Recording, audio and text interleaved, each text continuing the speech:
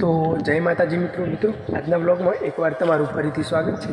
મિત્રો આજે હું મારા ખેતરમાં આવી ગયો હતો અને મેં વિચાર્યું કે તમારા માટે એક બ્લોગ બનાવું તો બ્લોગને પૂરેપૂરો જોજો। આજે મેથી અને ફ્લાવર હોય જે એકસાથે કઈ રીતના કરવાનું તે તમને હું બતાવવાનો છું। તો મિત્રો આજનો બ્લોગ પૂરેપૂરો જોજો।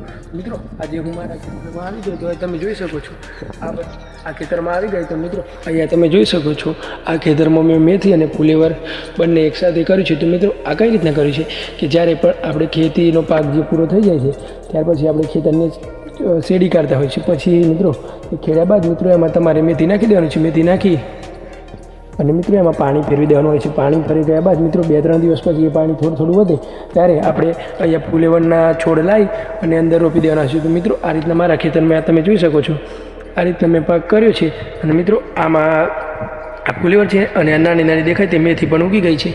તો મિત્રો આજનો વ્લોગ તમને કેવો લાગ્યો અને આ વિડીયો તમારા માટે જરૂરિયાત પૂરી પાડતો હોય તો તમને ગમે હોય તો લાઈક અને ચેનલને પર સબસ્ક્રાઈબ કરી દેજો।